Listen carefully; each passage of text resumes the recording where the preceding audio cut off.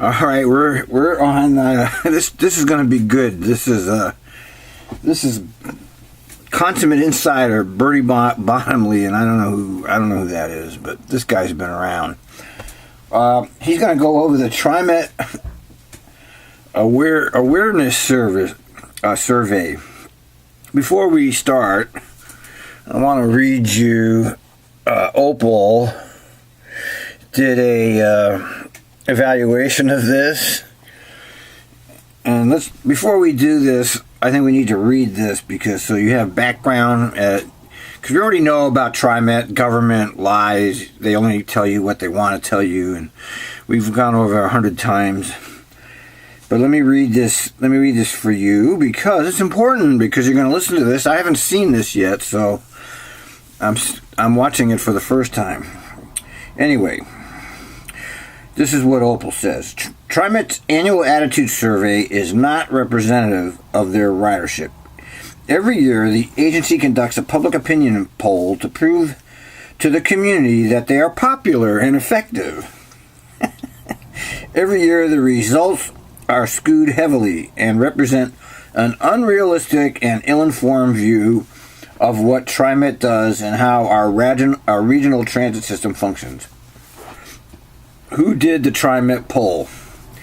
800 people in our region. While we don't doubt that the polling was conducted to be regionally representative, it certainly does not reflect the people who depend on mass transit. The data shows that of the 800 people surveyed, 65% ride the bus less than once a month, which means they don't ride the bus. Nearly 2/3 of the respondents are on the bus fewer than 12 times a year, which means they don't ride the bus. And it is these respondents who the opinion survey reflects the most. An additional 22% of the survey respondents ride the bus a couple of times a month, which is still not really riding the bus. Individuals who ride maybe 24 or 36 times annually. Most glaring in the survey of rider attitudes, only 13% of those surveys depend upon transit, and only 5% ride it every day. So, of the 800 people Trimet and DHM surveyed, 192 do not ride Trimet at all. That's 24% of the survey. They don't ride it at all. Another 41%, or 328 people, ride Trimet less than once a month. Another 176, or 22%, ride a couple times a month. 64 ride several times a week. That's 8%, and 40 ride every day. In summary, 65% of those surveyed ride less than once a month. 87% of those surveyed ride a couple of times per month or less. And 13% are transit dependent. Thus, it makes sense that the results of the survey demonstrate little understanding of riders' experience. 71% of the survey. Yeah, I've looked at these surveys. Okay, I've looked at them over the years, and this is really some big bullshit. Okay, I'm very familiar with this because they do it every year. 71% of the survey said roads and congestion were the most serious transportation problem. Let me repeat that, because they're not going to show. I don't know if they're going to show us this or not. Maybe he'll show us. But 71% of respondents said roads and congestion were the most serious transportation problem. That's 71%. The response is deeply skewed by the people who use the transit system less than once a month. While congestion is a major issue, including roads with congestion, creates an appearance of support for misguided projects, like the Rose Quarter Highway Widening Project. Well, we know that the only reason they're doing that is they're just trying to get the people to give them their money. First of all, the highway construction lobby wants money. And second of all, Trimet, Metro, however you want to government wants people to give up their money to them. So they're throwing in the road because most people drive. And it's worked in L.A. and other places. They throw in a couple of road construction. Their whole point is to get the money from the taxpayer. They want the taxpayers to pony up. So they have to make it look good for the people to vote yes. So they throw in these road projects because, I'm sorry to have to report this to you, but the vast majority of people in the Portland metro area drive. Among those who ride the system even once per year, 70% want to improve roads and congestion, but a focus on improving transit jumps from 11 to 13%, clearly indicating the survey's findings are skewed by those who don't ride Trimet at all. Overall, the survey again serves to obscure the priority of transit riding public and to bolster Trimet's image as a leader in public transportation. We're most concerned about the needs of people who depend upon the transit system. Trimet should release disaggregated results from the 13% of the survey respondents that are transit dependent, so that people that actually ride the transit system can have their opinions represented. Well, they'll never do that because, Trimet is government. Government lies, cheats, steals, all of the above. Okay, with that, let's see what Bernie has to say. Maybe we'll be done with this board meeting after this. Riders and non-riders. And so we have been doing this for many, many years. And I'd like to present Michelle Neese, who is the Vice President of Research for DHM, who has been our contractor on this project for many years. Michelle. Oh, that's DHM. Thank you. Yeah, that's Marty, and thank you all for having me here today. DHM really appreciates the opportunity to work on this project. Transit is important to the region, and it's one of the topics that's of high interest to DHM. Yeah. Okay, so as Bernie said, this is your DHM? annual attitude and awareness survey. You do it every year to sort of track regional approval of the agency's performance overall, ridership, awareness of projects, and then there's usually a rotation in and out of specific questions that are of interest topically at the moment. I'll try to be clear as we walk through on paper what slide I'm on. We're still just right at the intro here. Just to kind of remind you of the methodology, it's remained the same overall. We telephone 800 residents around the region and talk to them. It's about a 20-minute conversation, so it's pretty in-depth, and we're asking a lot of people to talk to us. It's conducted in the fall, specifically November 8th through 14th. And we do a couple different steps up front and on the back end to make sure that the opinions we gather represent our region. So we use quotas and we use weighting around county, age, gender, and ethnicity. So the numbers you see today represent this residence population as a whole. Yeah. Okay.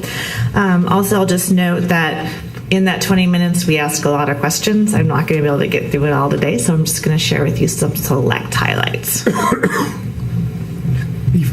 Before you start, on your selection of the population, did you ever think about separating people who've lived here for 20 years or people versus people who've been here for 3 years? That's or 40. I don't believe that's a banner point we've run so far. Yeah, okay. That's certainly a question we could look at including and making sure. You know how the board, when they ask a question, they don't really follow up. They let it go immediately. They don't want the board members don't want to do anything that's going to make these technocrats look bad. I mean, I wonder. I think how much does DHM get for this? Something like $800,000 or something, if I remember correctly. Something outrageous. Of course, it's a pork barrel contract. Sure that we're doing those analyses in the future. Thanks. Okay. One of the first questions we ask is just a right track, wrong direction question to gauge general mood. And as you can see this year, the residents are sort of divided. 45% think we're on the right track, and 42% think we're on the wrong track.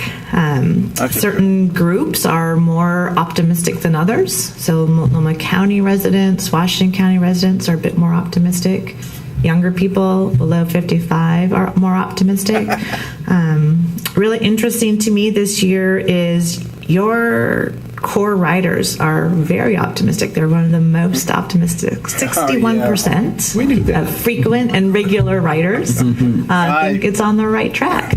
So, And I just mentioned that this doesn't really represent very many riders that ride every day. 5%. They're telling us that 5% is happy. I don't believe them.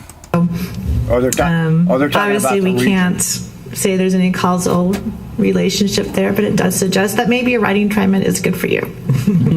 Very funny. And is this, when we say region, this is across the entire region, not just Trimet specific? Just Trimet.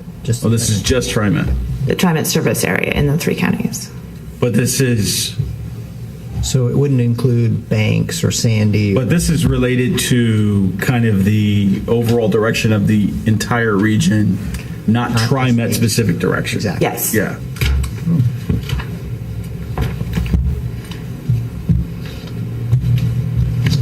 Okay, here we are showing you the overall approval ratings for Trimet in general in green, Max in blue, and Bus in yellow. And as you can see, in the general population, about 7 in 10 approve of Trimet's overall job performance.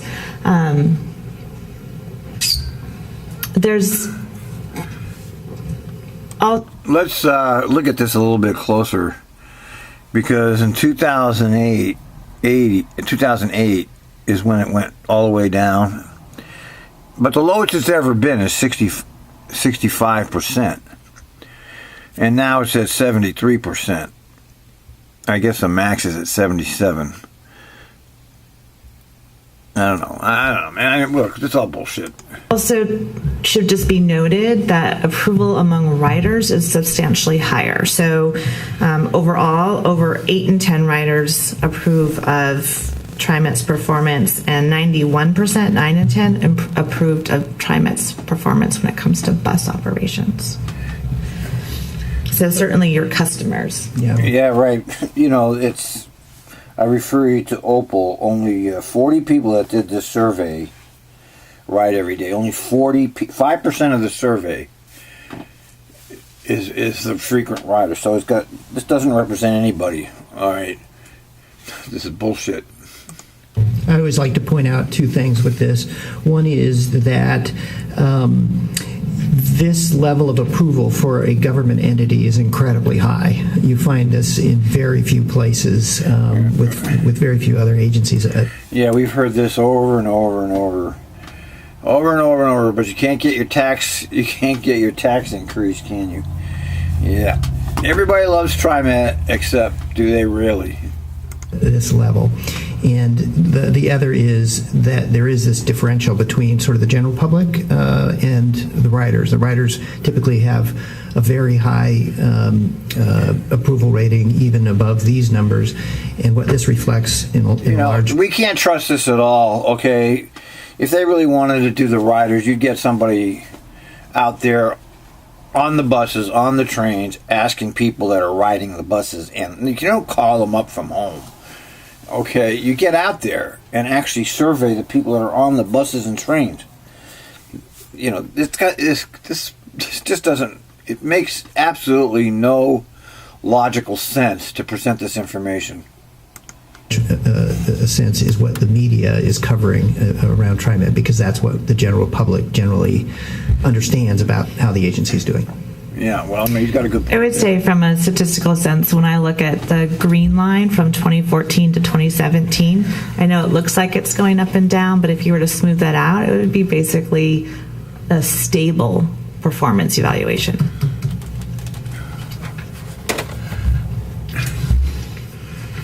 And I would like to remind anybody that happens to be watching this garbage, I know there's very few people that actually watch this. Only people crazy like me watch this nonsense. There's never been anybody that Trimet has paid to do any kind of survey for them has never come back with a negative survey of Trimet. Ever. And I've been watching this stuff for over 10 years now. And it's always the same, okay? Always the same. One of the key things we like to look at every year is how many of our residents are using Trimet. And once again, you have a really strong customer base. 76% of area residents used Trimet in the last year, up slightly from the year before. Nonetheless, there was also a little bit of a drop in the proportion of riders who are on Trimet at least a couple times a month. And so overall, although the number of riders may have gone up, the core riders who make up more of the trips were slightly lower than before. Well, we have the ridership statistics, and they're losing riders. It's basically been flat for a long time. I mean, it's a slight decline. May I ask a question? Absolutely. At what is the point of statistical Validity. margin of error? Yeah, the margin of error. Margin of error overall is 3.5 points. Okay, well, and what I'm wondering is, How do they calculate that? Have you ever noticed all of these surveys? The margin of error is always 3%. How do they calculate the margin of error? They never discuss that. this just caught my eye where we go on occasional riders. It went from 39% to 35%. Is that a statistical significant difference, or? I would say technically it's not cool. Of course, it's a difference. What kind of dumb question is that? He already knows that the ridership has been declining. Okay, so that's a stupid question. We already know that Trimet ridership is flat or declining. It's not increasing. Quite statistically significant. It's right on the margins. Okay. So about a 4 to 5% difference is where you get into Yeah, that. see how he's trying Right, to find an excuse for You have the margin of error around both numbers, right? So that's where. Oh yeah. So Prosser, being the sock puppet he is, he's trying to argue. Well, your report says we've lost 3% of the riders from the last report, but it's the margin of error. So we haven't lost. This is what they do. They spin everything, spin it so that it sounds good, just like other people we know. Oh yeah, Donald Trump, spin everything so it sounds good. That's where it gets a little bit fuzzy. Okay. So, but certainly it's we continue to watch it, and I know that Trimet is aware of the national trends that also have decreased ridership across the country, and also just overall another trend in the country right now is that people are taking fewer rides of any kind in their car or transit. That's the first time I've heard that. Just a little bit more sedentary. I haven't heard than that maybe we before. should Is be. that true? Well, and I think Wait a minute. I don't think she's right go back about to that. sort of the I think she's wrong about that. I think car trips are actually. I'm gonna look that up. I think she's wrong. I think I read somewhere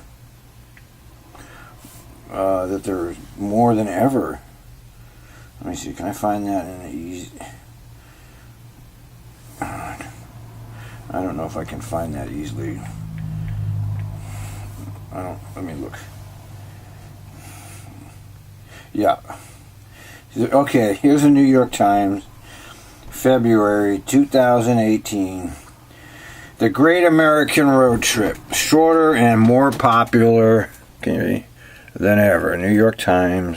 Can you see that? New York Times. Yeah, she's wrong. ridership conversation that you were having earlier, one of the things that we found in the ridership analysis was that the commute trips are pretty steady. So people that are traveling every day to downtown, for example, tend to continue to ride transit on a regular basis because driving and parking downtown are expensive, and taking Lyft or Uber for that kind of trip every single day gets to be expensive. Where you see softening is on the weekends and evenings, the off-peak trips. So you're taking, one trip a week or one trip every couple of weeks to go out to dinner in the evening, to go out to a show. That trip could be more. All right, here's a report from the Brookings Institute that was done in last October, and Americans largely depend on cars. 76% of Americans drive alone to work every day. Another 9% carpool with someone. That's 115 million cars hitting the streets every day. All right. And that is, let's see, I don't know. I think that's been pretty steady. I can't find any charts that compare this year over year. It is more likely today to be a Lyft or Uber trip than it was historically. And then finally, I think part of the dynamic is a little bit of a success story, which is that we've had a strategy over the last 30 to 40 years, particularly in Portland, but around the region, to create walkable neighborhoods. And we've been incredibly successful in the last 10 years in those neighborhoods developing. And so some of the trips that used to be transit trips or car trips are now pedestrian trips, and they just don't show up on the radar. Well, you know why we can't buy that? Because, I love the way they spin all of this. But the Portland metro area keeps moving up in terms of the most congested areas in the United States. And yeah, there's some walkable neighborhoods, but there's really, I don't believe him there either. I think that's not going to make any dent in transit riderships. That's bullshit.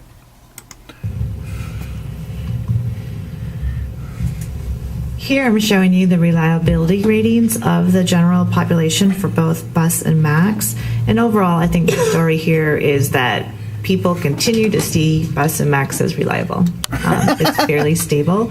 I would note that Well, it's reliable in the sense, the MAX is more reliable than the bus. I mean, frequent service bus, you're going to get a ride. Non-frequent service bus is completely unreliable. I mean, routes like the 55, the 45, the runs that are half-hour service or something, completely unreliable. Anything that's 15 minutes, the 4s, the 15s, the 72s, you'll get there eventually, and the MAX, you'll get there eventually. I mean, you will get there eventually if you stick to the MAX or the frequent service buses. Has been an uptick, again, a little bit there in the yellow line for bus, and that may be reflecting people noticing some of the better performance and on-time arrivals of the buses in particular. And MAX in general is very high, in part because of the differential in service there. All right. So last year and this year, we started asking this question about how many residents use ride-hailing services. As Bernie noted, people are choosing to use other services in our region. Here, overall, I still say, 6 in 10 never use ride-hailing services. About 3 in 10, 30% use them less than once a month. What's also true this year, as was true before last year, is that Trimet riders look to be more open to using alternatives to driving. They're more likely to use transit and ride-hailing and walk and bike. So they will use all of those options. Well, that certainly makes sense. Specifically, we did ask this year about whether they're using ride-hailing to get to or from transit. 9% of riders say they do that at least sometimes. And about a quarter of your riders say they use ride-hailing services instead of transit sometimes.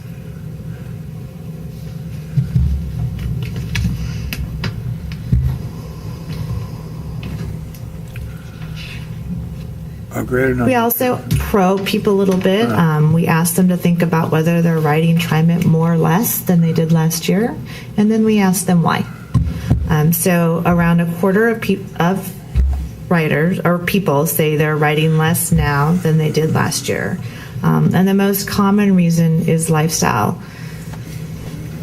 changes that are really beyond Trimet's control. And we did probe even further this year and try to get them to move further. So if they said, well, my work changed, we'll say, oh, well, what about your new work makes transit not the option you turn to now, right? Nevertheless, even with probing, you still get that a big reason people don't ride anymore is because they just don't need transit in their lives anymore. They've retired, or they're just taking fewer trips, and that could be due to reasons they chose not to share with us, whether that's economic or health.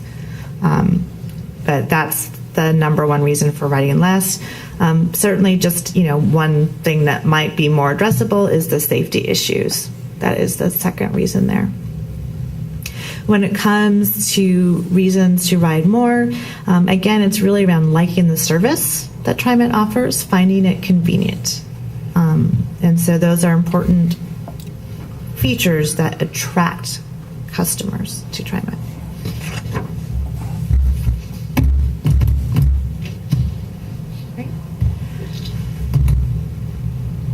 As we ask every year, we ask about safe operations of both bus and MAX. Here again, you see fairly stable ratings in bus in yellow. 76% this year approve of the safe operation of buses. I will note that, as we normally do find, that number was higher among riders. 81% of riders approve. MAX, you do see that slight dip this year, probably reflecting some of the news events over the past year. Overall, the 5% drop, I think, also shows that you had sort of a buffer of goodwill, however, in that area. And I will note that 78% of riders approve of safe MAX operation.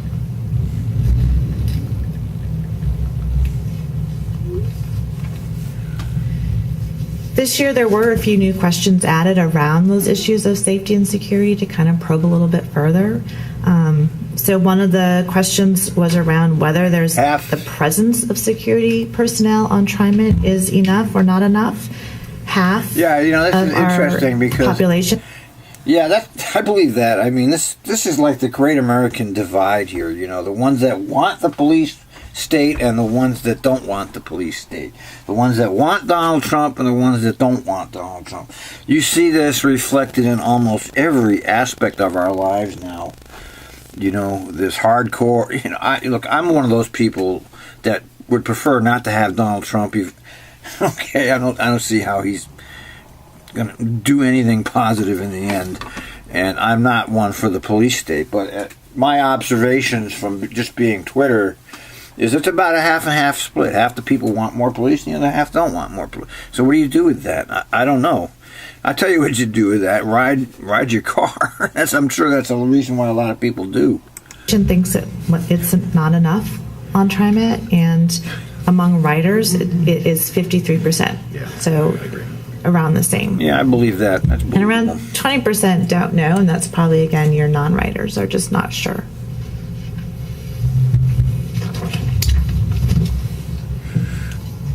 We also asked a question about whether people believe Trimet treats minority and non-minority populations the same. You got to, when you talk about Trimet is not a racist organization. That much I know for sure, because I worked there for 15 years. There's no racism institutionalized in the organization. Now, I know there are racists that work there, okay? But a lot of this stuff is around the police. Obviously there is a lot of profiling going on. I mean, if you deny it, you're not really paying attention, or you don't want to know the facts. Obviously, there is profiling going on. It goes on when it comes to policing the American culture. There's profiling. It's well documented, and Portland is no different from other places. It's actually worse. I mean, I've been in Boston for the last 3 years. Okay, I live here now. Apparently, we don't ever see any of this shit happen around here with these high-profile racial profiling stuff. Okay, it never happens. You don't hear much about the Boston police at all. Really, they're pretty damn good around here compared to Portland police. And if you go into Boston, you can see a much more integrated community. I mean, it's so different from the Portland culture. It's amazing. When it comes to rules and fair enforcement. In this question, about 10% of residents had concerns that minority populations might be treated 10%, inequitably. that's all. I don't, it must be more than And about 50% feel that they probably are treated similarly. And that number was Well, the I'm same for sure- people of color and non-minority residents. That's interesting. I don't know. You believe that? I don't I'll know. point out also that I mean, we don't know. They 200 selected 800 people at random and called them on the phone. So I mean, you're not really getting a representative survey here of people. It's some kind of bizarre. We'll just call. I'd like to know how they selected the 800 people to call. 10 were unsure, and that number was slightly higher among non-minority residents.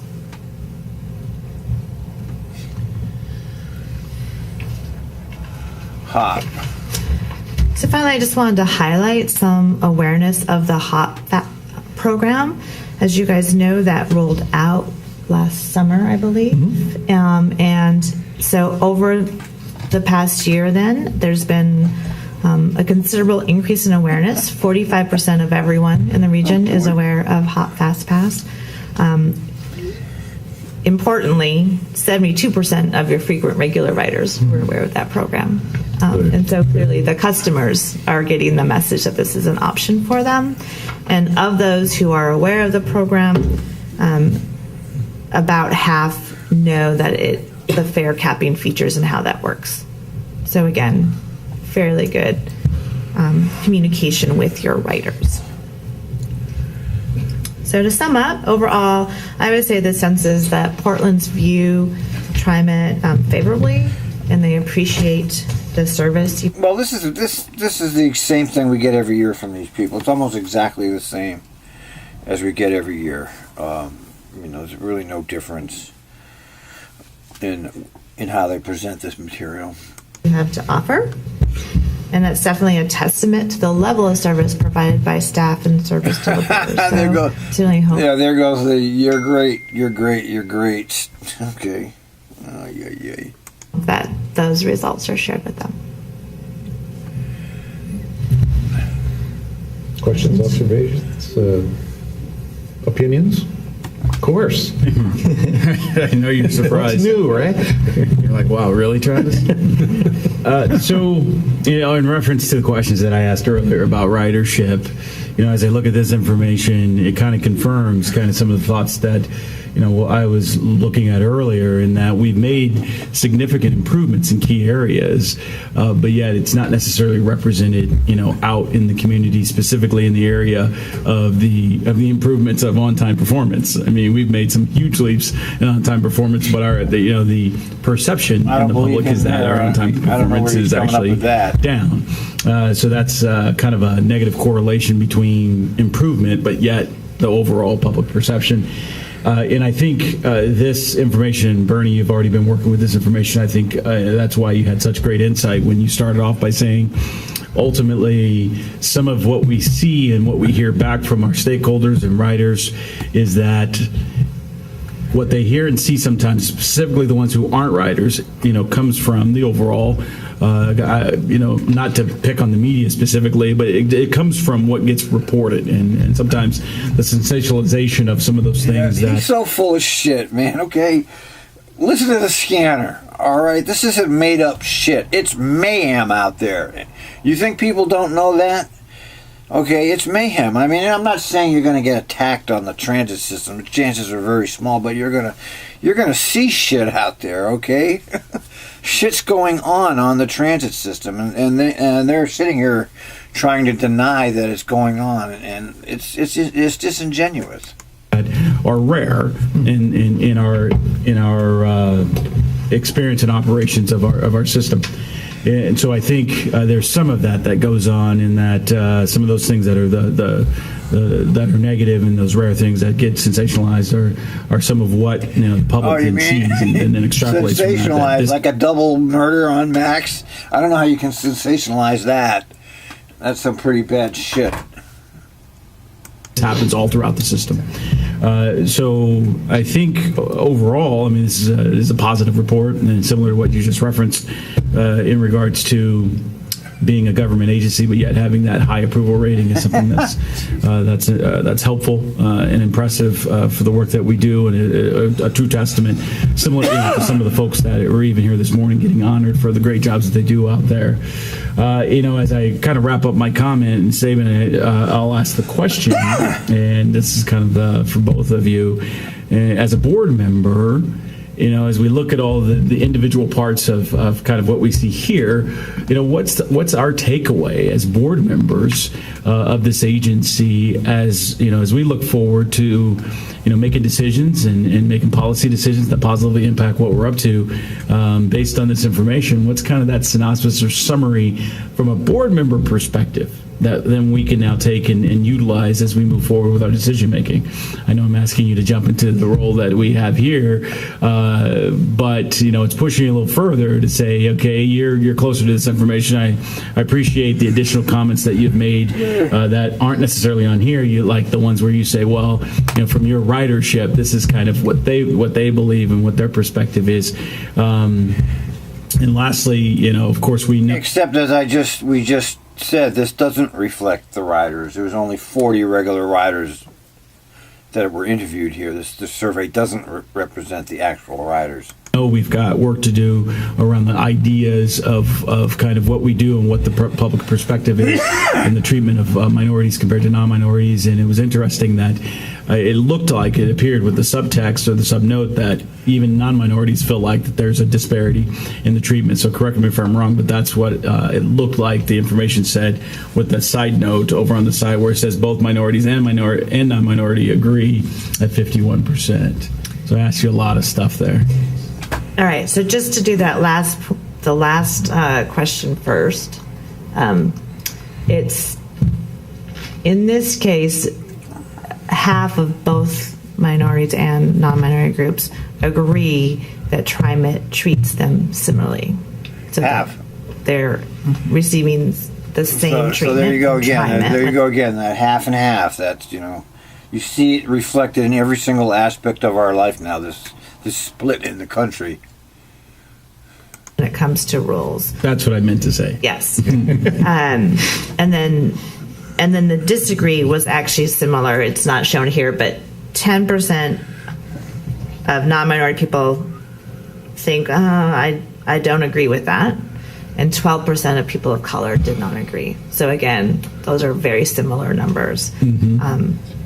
Where certainly people of color are the ones who have the more realistic perception, perhaps, or are living that experience Right. to be able to address that question.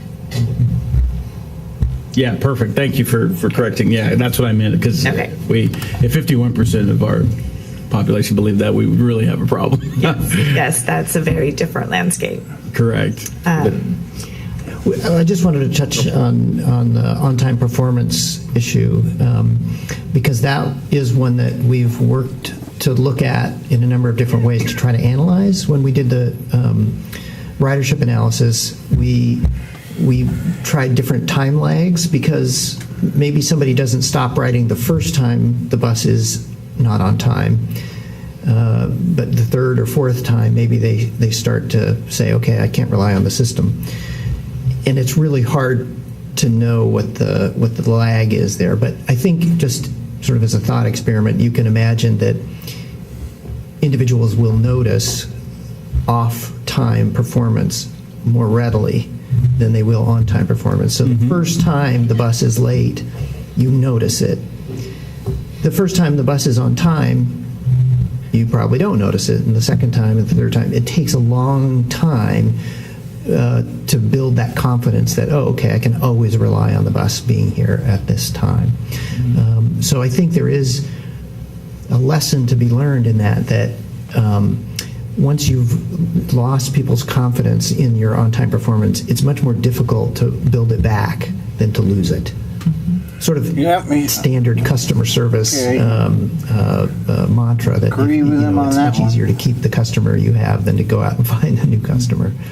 I just might add, if I may, to this. I think if we just go to ourselves as consumers and other products that we purchase. And if we were, say, the photograph a couple of years ago, 75%, let's say 1 in 4 things didn't work. So if you go to a retail store and you scan your product item and 1 in 4 SKUs got the wrong price, you're probably not going to shop there if you have choices long term. If you buy a car that only starts 3 out of 4 times, you're probably not going to buy that car again. So if we really think from the customer's lens and to really get to what Bernie said is this higher level, that when it becomes absent, boy does it stand out. If it's a bit of reverse boiling the frog, that we've eroded over years, if we get this back up, and people now get to make a choice on our best game. And also connections get really important here, not just when you get on and was the bus late with no connections. It's if you transfer from one mode to another, bus to bus, rail to rail, or any combinations. And boy, if you miss that, and you've got, pretending what the frequency of service is, if it's 5 minutes, you got a little tolerance, 15.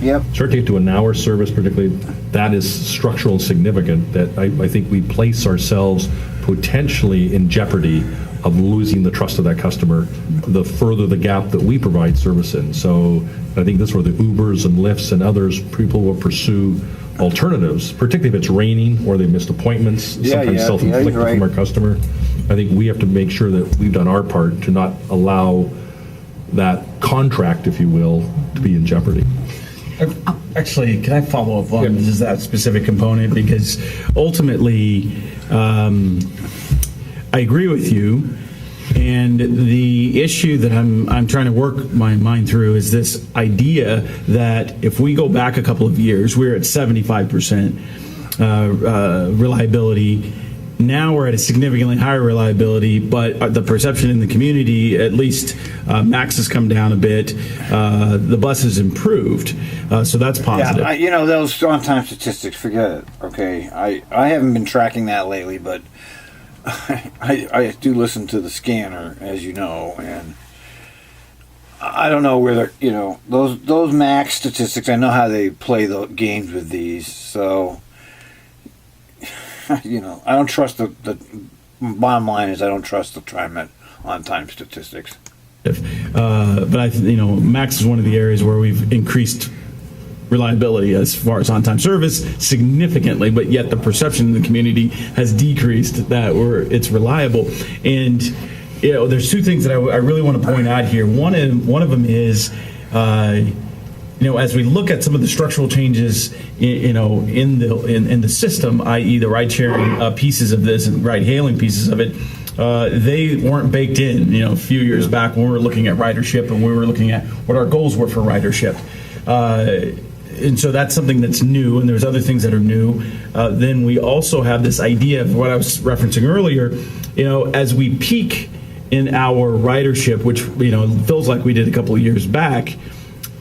It's the opportunity that someone's going to be dissatisfied with our service increases, because we're now at our peak performance, and as soon as that happens, we're now on the fringes or on the tail ends of potential riders. And when you've got your core riders, they're going to be willing to accept lots of different things as they go about their day because they're a core rider. But on the fringes, they're not going to be willing to. And it felt like we made it all the way out to the fringes a few years back, and now we've come back into our core ridership, because we reached the points where we were not reliable. Do you have any idea what he's talking about? They're going on way too long about this. Okay, people aren't riding transit because it's uncomfortable, it's crowded, it's not reliable. I mean, they're just going on and on. There's no reason to be going on and on about this. Okay, I don't know why they're going on and on.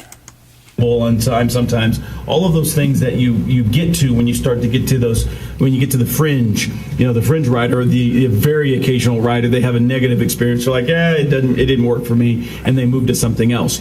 And so I say all this just as a board member to fully comprehend and understand what are we going to hold ourselves accountable to as an agency. Is it some significant increase in our ridership, or is it something where we're holding ourselves to an accountability that's a little bit more stable? Because what may require a significant investment. Well, this is where the whole point is. You're not accountable. That's the whole point. You're not accountable.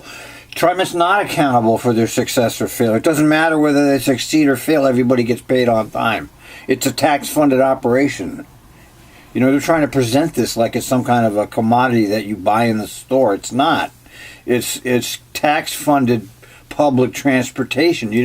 Doesn't matter if you fail, because you're still going to get paid. Okay, and they're just going on. They're trying to find a way to spin this positively, I guess, is what they're trying to do here. To see a massive, or I should say it that way, it may require a significant investment to see a very marginal increase in our ridership if that's what we purport that we're going to try and accomplish.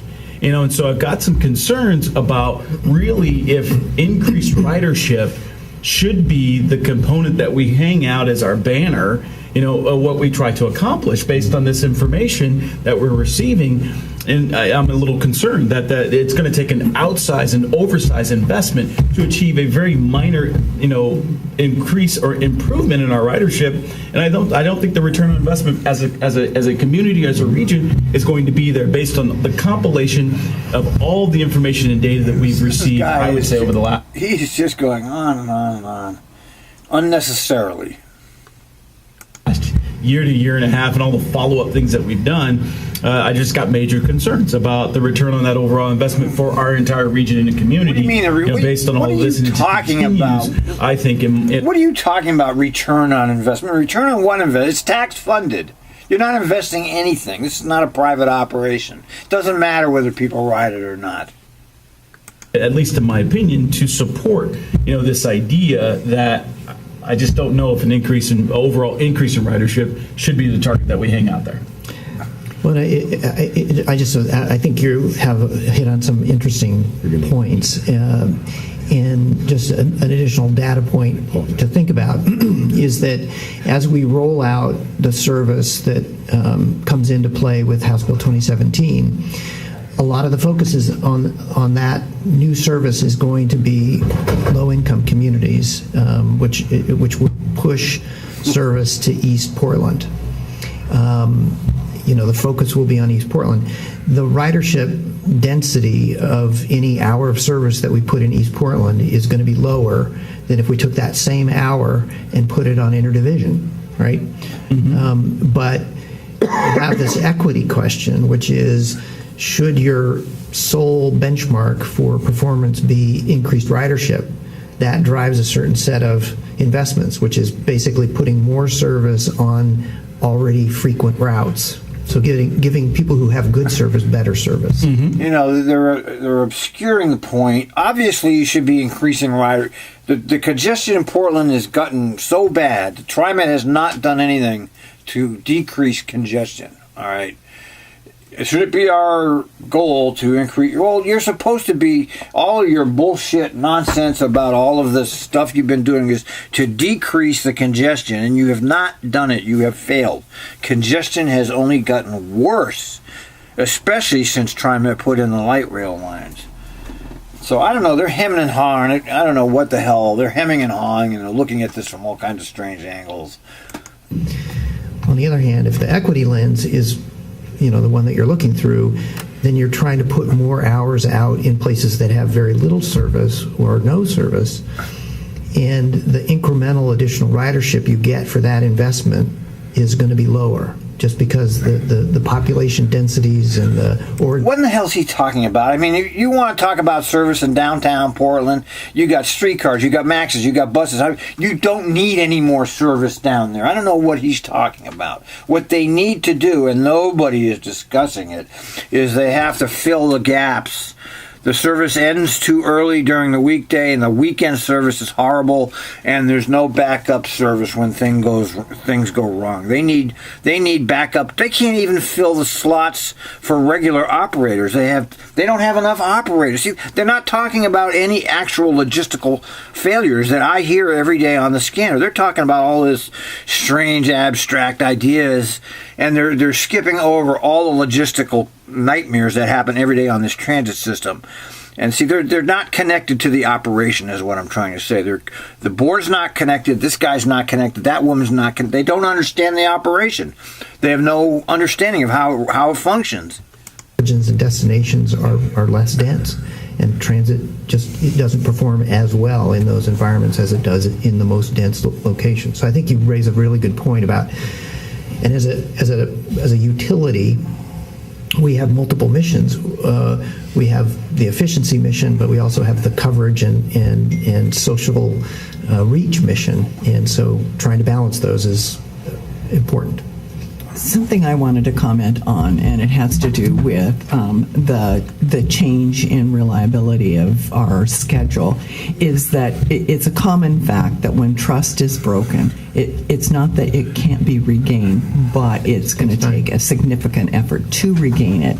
And I maintain as a board and as an agency, and Doug has heard me say this before, is that we need to actually develop a marketing strategy that talks about our successes and doesn't just sort of... That is so bullshit. That's all they do is talk about their successes. You see how clueless they all are? When did Trimet ever not talk about their successes? Okay, never. Expect people to know it. I just don't think that we take advantage of a whole series of things that if people see it and hear it or read it, they all of a sudden, particularly even non-riders. I mean, non-riders will hear a friend who's graveling about the bus was delayed. Yes. And so, I know we haven't been an agency that has marketed our successes, and I think that is such bullshit. Good point. I mean, she's got a hell of a goddamn nerve to say that, man, okay? I'm somebody who's been sitting here watching this shit for years, and this woman has the nerve to say you haven't been marketing your successes. Holy cow. It's insulting. It's unbelievable. To be completely honest with you, we've been a little reticent to do some advertising because we have known that the service wasn't on time. So we have a totally different story to tell now than we did. That's so full of shit. Just from my inside view as a board member of this agency, there's so much that the public has no idea about. I can't watch anymore. I have to cut because I'm actually gonna start barfing here in a minute if I keep watching this, because they are so disconnected from what's really happening on the ground. They're just a joke, and this is why I stopped watching these meetings years ago. I'm watching them again because we have different faces here, but they're just as disconnected as they ever were. They have no idea what's really going on. They have these ideas of things, and they're completely off base, and I just can't finish this today. We'll come back to it another day.